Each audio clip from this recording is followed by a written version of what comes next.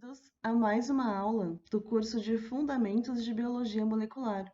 Meu nome é Ana Luísa. Nessa aula, nós vamos falar sobre a regulação da expressão gênica em organismos procariotos.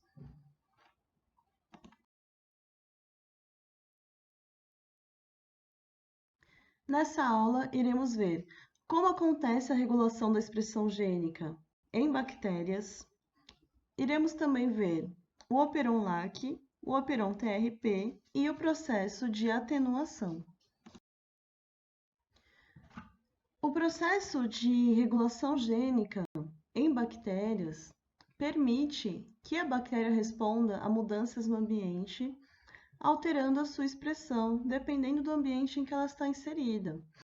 Existem genes que são expressos todo o tempo, que são os genes constitutivos, mas não são todos os genes que são expressos todo o tempo. Existem genes que são expressos somente quando há necessidade. Apesar de termos a concepção de que as bactérias são organismos extremamente simples por serem unicelulares e tudo mais, a regulação da expressão gênica em bactérias é um mecanismo complexo que envolve milhares de genes, né? As bactérias contêm milhares de genes. Esses genes codificam proteínas que vão atuar no metabolismo energético, na manutenção da sua estrutura celular, defesa contra vírus e etc. Então, alguns genes, eles são necessários rotineiramente, são necessários que eles que estejam expressos durante todo o tempo.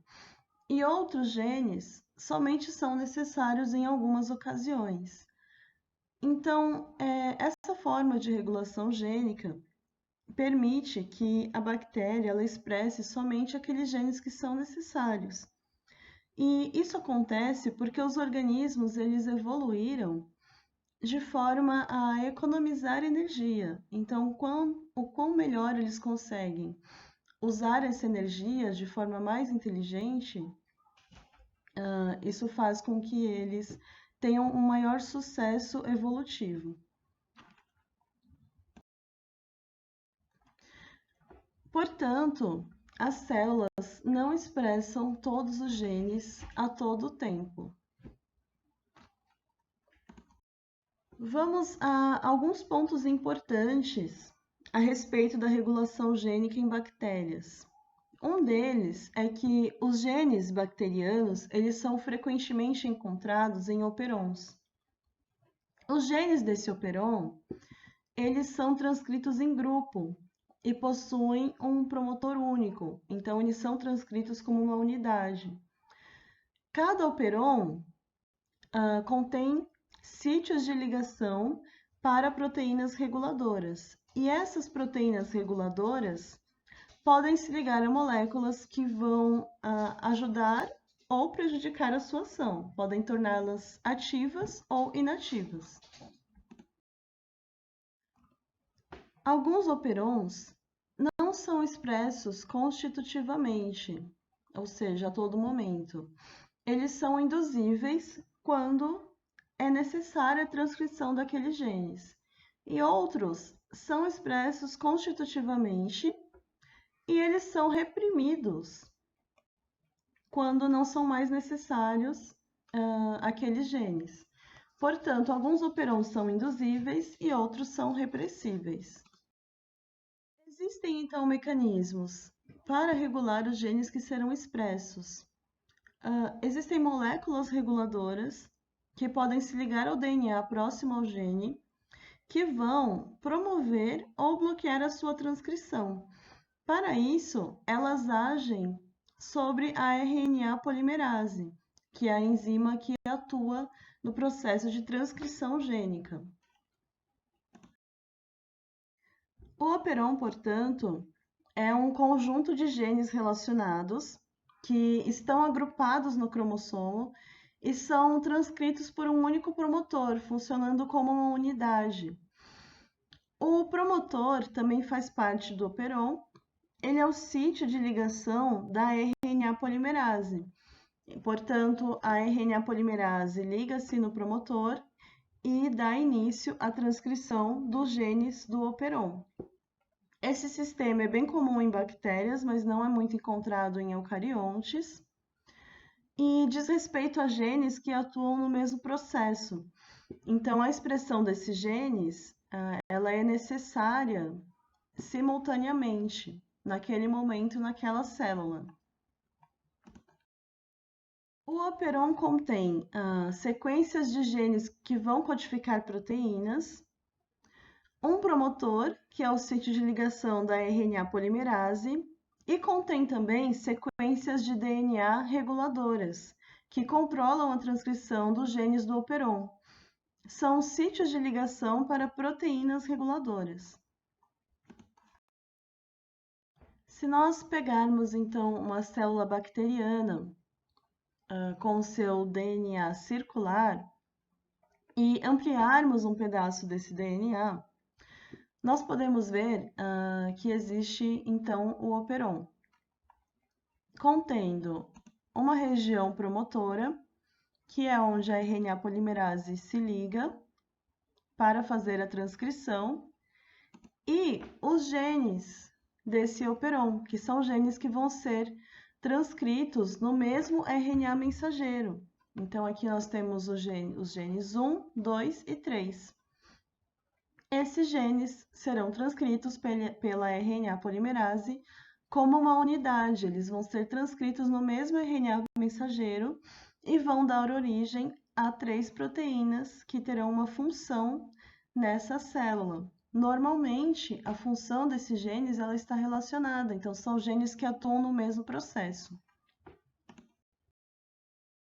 Olhando então mais de perto o operon, nós temos a região promotora, marcada pela letra P, e a RNA polimerase, que é a enzima que atua na transcrição, está acoplada, está ligada a esse promotor.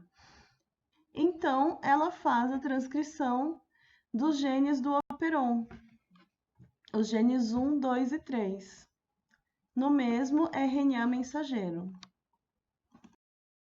Existem também proteínas reguladoras, e elas podem ser repressoras, quando se ligam a segmentos do DNA do operon, chamados operadores.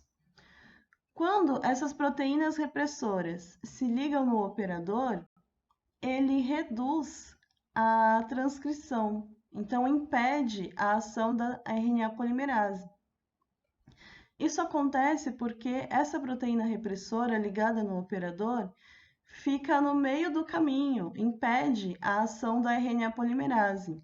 Portanto, ela não consegue transcrever os genes do operon.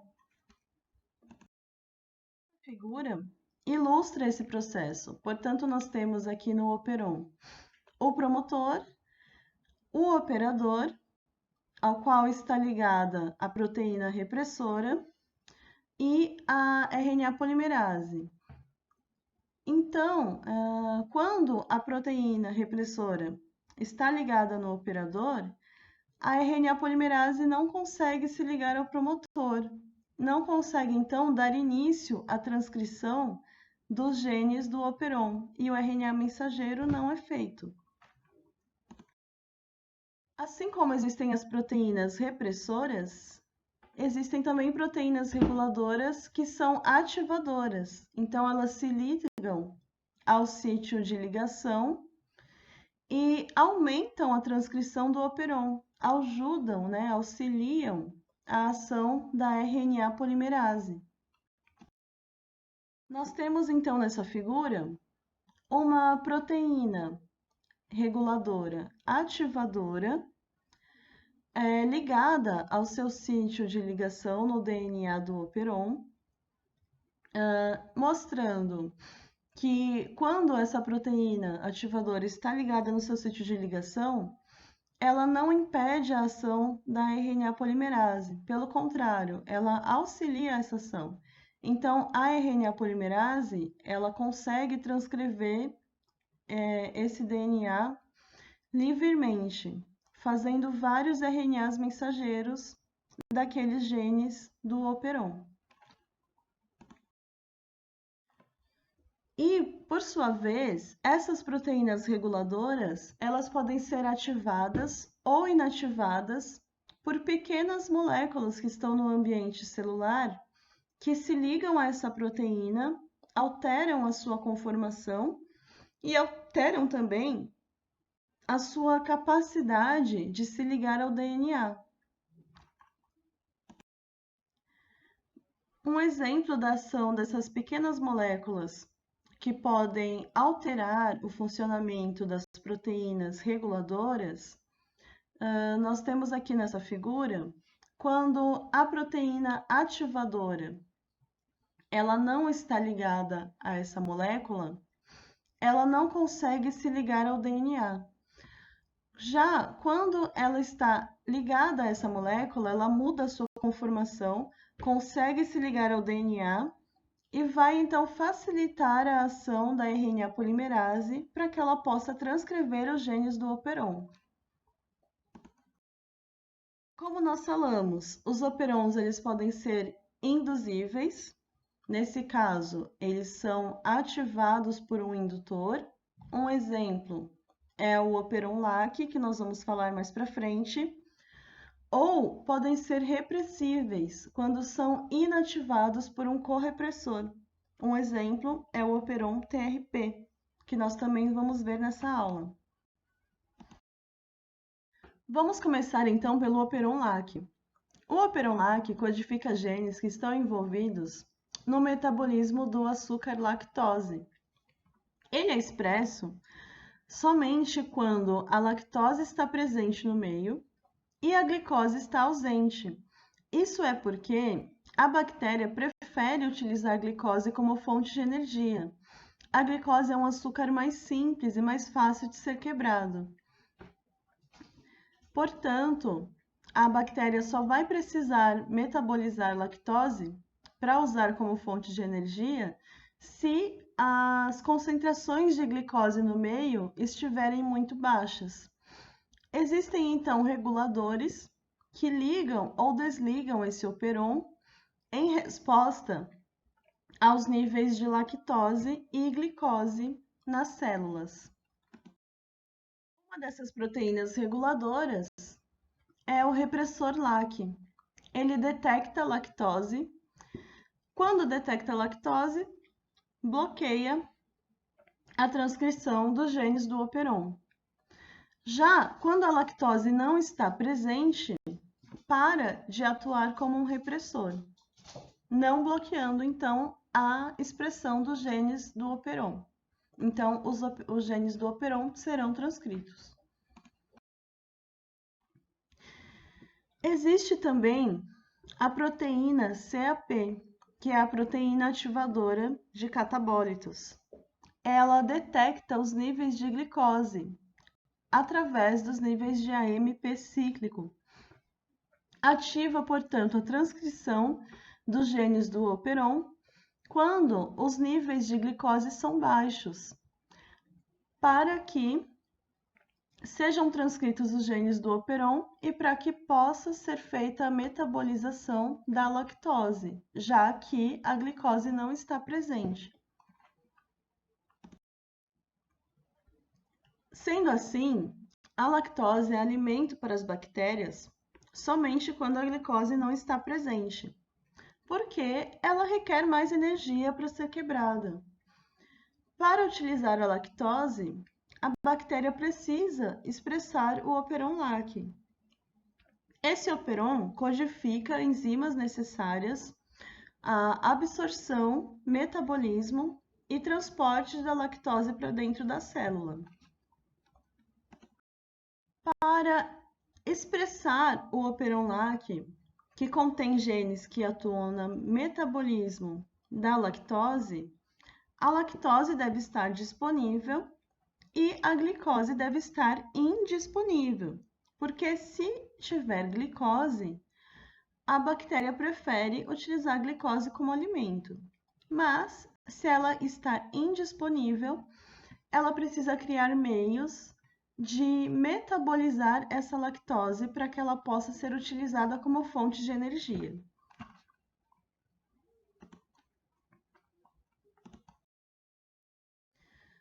repressor LAC é o sensor de lactose e a proteína CAP é o sensor de glicose.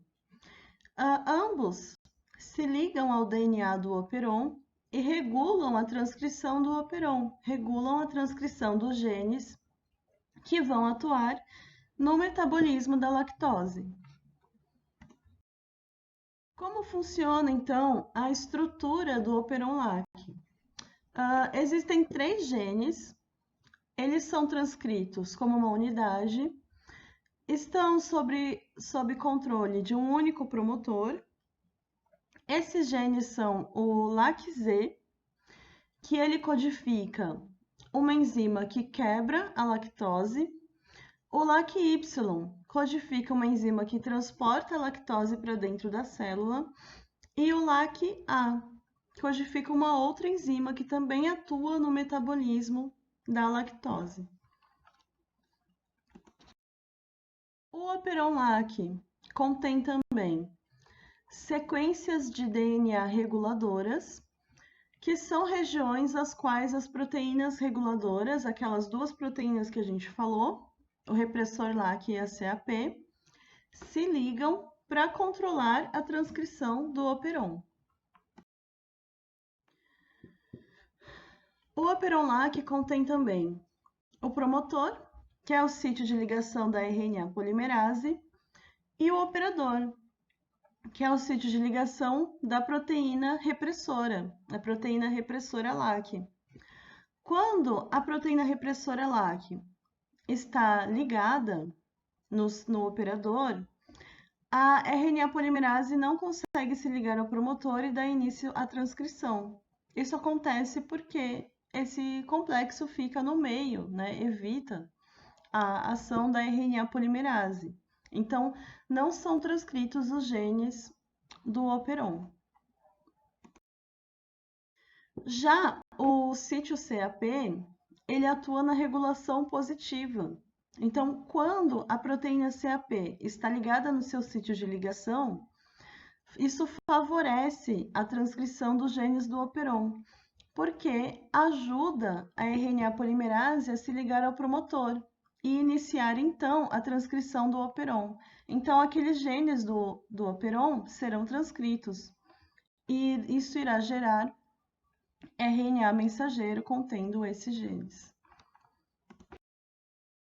Essa figura ilustra a estrutura do operon LAC.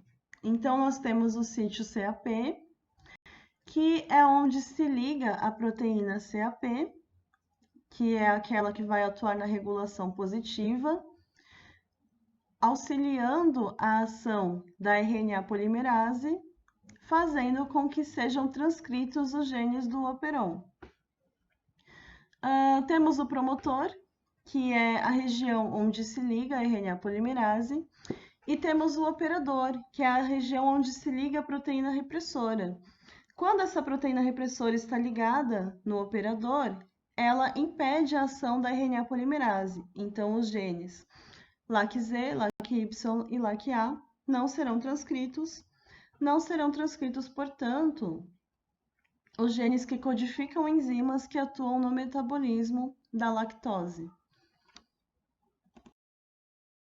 Como funciona, então, o operon LAC? Se não há lactose, o repressor LAC se liga fortemente ao operador. Quando o repressor LAC está ligado ao operador, impede a ação da RNA polimerase, portanto, não há transcrição dos genes do operon.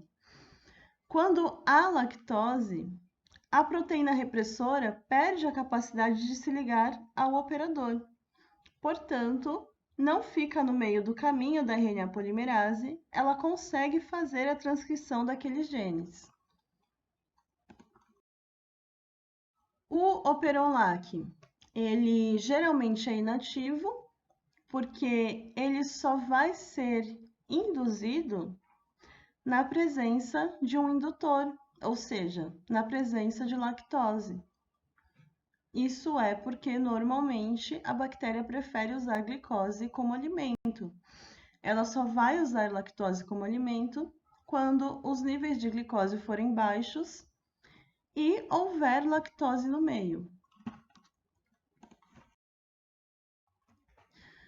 O indutor é uma molécula que ativa a expressão do operon. No caso do operon-LAC, esse indutor é a alolactose, que é um isômero da lactose. Essa alolactose se liga ao repressor LAC, altera a sua conformação e essa proteína perde a capacidade de se ligar ao DNA no operador. Portanto, quando isso acontece, a RNA polimerase consegue transcrever os genes do operon que vão atuar no metabolismo da lactose. E como nós já falamos, existe também a proteína ativadora de catabólitos, ou CAP. Ela se liga a uma região do DNA que precede o promotor do operon-LAC e auxilia a ligação da RNA polimerase ao promotor. Dessa forma, ocorre a transcrição dos genes do operon. Ela facilita a ação da RNA polimerase. Essa proteína CAP nem sempre está ativa. Ela é regulada pelo sinalizador AMP cíclico. O AMP cíclico é produzido quando os níveis de glicose estão baixos. Então, quando ele é produzido, quando há AMP cíclico, ele se liga à proteína CAP e altera a sua conformação, fazendo com que ela fique capaz de se ligar ao DNA no seu sítio de ativação. Sendo assim, quando não há glicose, forma-se um complexo com o AMP cíclico e a proteína CAP. Isso faz com que a proteína CAP ligue-se no seu sítio de ativação, auxilie a ligação da RNA polimerase ao promotor e que haja a transcrição dos genes do operon para que seja metabolizada a lactose. Quando há lactose, o repressor LAC se solta do operador e facilita também a transcrição.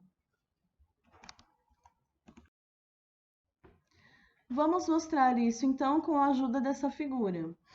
Quando não há lactose, o repressor LAC está ligado ao operador.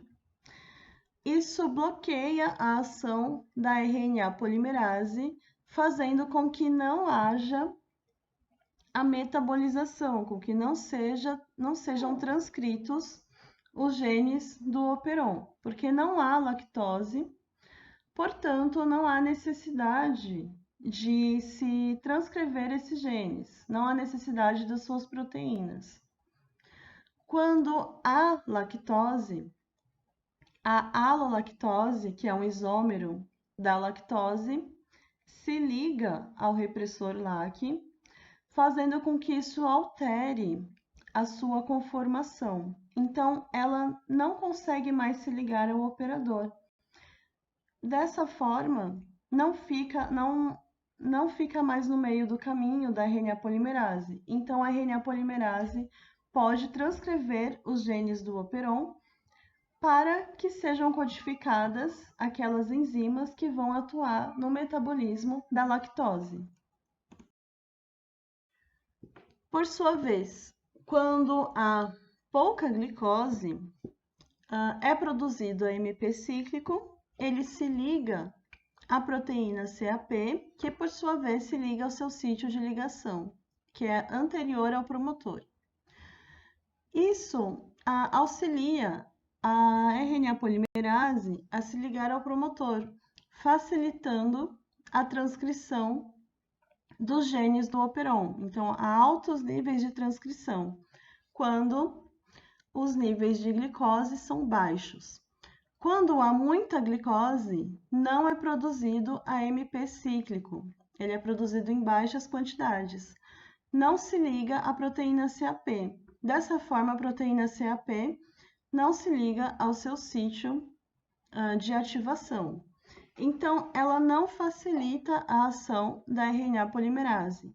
E os níveis de transcrição dos genes do operon serão mais baixos. Vamos discutir então algumas situações. A primeira, quando há glicose no meio, mas não há lactose. Quando há glicose, a proteína CAP não se liga ao seu sítio de ativação. E não há lactose, portanto, a proteína repressora está ligada ao operador.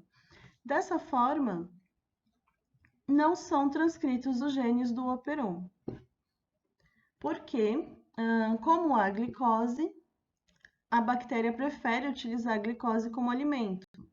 E ela não vai transcrever esses genes para codificar proteínas que ela não precisa usar, porque isso seria um gasto de energia desnecessário.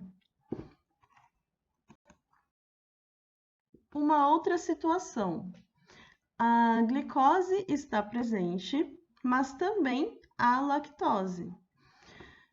Dessa forma, a proteína CAP não se liga ao seu sítio de ativação. Como há lactose, a alolactose se liga ao repressor LAC e ele não está ligado ao operador. Dessa forma, ocorre a transcrição dos genes do operon, mas a níveis baixos, porque a bactéria prefere utilizar a glicose. Já quando a glicose está ausente, mas também não há lactose, o AMP cíclico liga-se à proteína CAP, que se liga ao seu sítio de ativação. Mas o repressor LAC está ligado ao operador, impedindo a ação da RNA polimerase. Então, os genes do operon não serão transcritos, porque não há lactose. Por fim, quando não há glicose, mas a lactose está presente, os níveis de AMP cíclico são altos. O AMP cíclico liga-se à proteína CAP, que liga-se ao seu sítio de ativação, facilitando a ação da RNA polimerase. E, como há lactose no meio, a alolactose liga-se ao repressor, ele não se liga mais ao operador, não ficando então no caminho da ação da RNA polimerase. Dessa forma, há altos níveis de expressão dos genes do operon, para que possa ser metabolizada a lactose, para que a bactéria possa utilizar lactose como alimento, tendo em vista que ela não tem glicose. Um outro operon bem conhecido em bactérias é o operon TRP, em que há um grupo de genes que codificam enzimas que atuam na biossíntese de triptofano, que é um aminoácido necessário à construção das proteínas. Ele está ativo quando os níveis de triptofano nas células são baixos, para que possa se fabricar o triptofano. E ele é reprimido quando esses níveis estão muito elevados, e é regulado pelo repressor TRP. Portanto, se houver triptofano disponível, não precisa sintetizar. E aí o operon TRP ele fica inativo, né? Não precisa sintetizar mais triptofano, já que já existem quantidades suficientes. Quando a disponibilidade de triptofano é baixa, então o operon é ativado e os seus genes são transcritos para que possa ser feita a síntese de triptofano. Em relação à estrutura do operon TRP, são 5 genes transcritos em um único RNA mensageiro, sob controle de um único promotor, né, que, como nós já falamos, é o sítio de ligação da RNA polimerase, um operador, que é o sítio de ligação da proteína repressora TRP. Essa figura mostra, então, a estrutura do operon TRP. Então, nós temos o promotor, que é a região onde a RNA polimerase se liga. Existe também o operador, que é a região onde a proteína repressora TRP se liga. E nós temos 5 genes, o TRP-E, D, C, B e A, que são todos genes que estão envolvidos na biossíntese de triptofano e que vão codificar enzimas que atuam nesse processo. Como o operon TRP funciona? Então, quando há triptofano, não precisa sintetizar. O triptofano se liga ao repressor TRP, atuando como um correpressor. Ele altera a forma dessa proteína. Quando se liga ao DNA do operador, e dessa forma impede que o operon seja transcrito, porque não é necessária a síntese de mais triptofano, já que ele já está em quantidade suficiente na célula. Impede a ação, então, da RNA polimerase, impedindo a transcrição dos genes do promotor, do operon. Quando há pouco triptofano, não há triptofano para se ligar ao repressor TRP, o repressor fica inativo. Dessa forma, ele não consegue se ligar ao DNA no operador. Não bloqueia, então, a transcrição e os genes do operon são transcritos, que vão, então, atuar na síntese de triptofano. Resumindo, então, quando há altas quantidades de triptofano, o repressor TRP ele é ativo, o triptofano liga-se a esse repressor, alterando a sua conformação, fazendo com que ele se ligue no operador. Dessa forma, isso impede a ação da RNA polimerase e os genes do operon não serão transcritos. Por sua vez, quando há pouco triptofano, não há triptofano para atuar como correpressor, e ativar o repressor TRP, fazendo com que ele se ligue ao operador. Portanto, o repressor TRP ele fica inativo, não se liga ao operador. Dessa forma, a RNA polimerase tem um caminho livre para fazer a transcrição dos genes do operon. Existe também um outro processo que é utilizado para reduzir a expressão dos genes do operon, TRP, quando os níveis de triptofano estão altos. E esse processo é chamado de atenuação.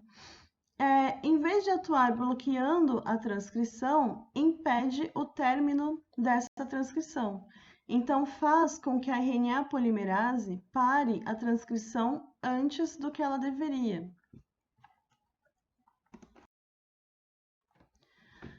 Quando isso acontece, um RNA mensageiro curto é fabricado, que não codifica as enzimas que sintetizam triptofano, regulando então as quantidades de triptofano. Existe, portanto, uma região chamada de líder, que é uma região do operon, que se localiza entre o operador e o primeiro gene do operon, e que codifica uma sequência atenuadora. Quando ela é transcrita, forma estruturas em grampo, porque possui regiões autocomplementares. Quando a RNA polimerase começa a transcrever o operon, também vai transcrever a sequência líder. E o líder é seguido por uma região atenuadora e se pareia com ela, formando um grampo, e contém um sinal para parar a transcrição. Quando há muito triptofano, o ribossomo se move rapidamente ao longo do líder, forma um grampo terminador e a transcrição do operon para. E quando há pouco triptofano, o ribossomo se move lentamente, formando um grampo não finalizador e a transcrição segue até o final. Essa figura ilustra esse processo. Então, quando há altos níveis de triptofano, a região líder é transcrita, forma-se um grampo terminador e a transcrição ela para antes do que ela deveria. Essa transcrição ela para prematuramente. Quando há baixos níveis de triptofano, forma-se um grampo não terminador e a transcrição continua. Essa foi então a nossa aula de regulação da expressão gênica em organismos procariotos. Na próxima aula falaremos sobre expressão gênica em organismos eucariotos. Obrigada e até mais!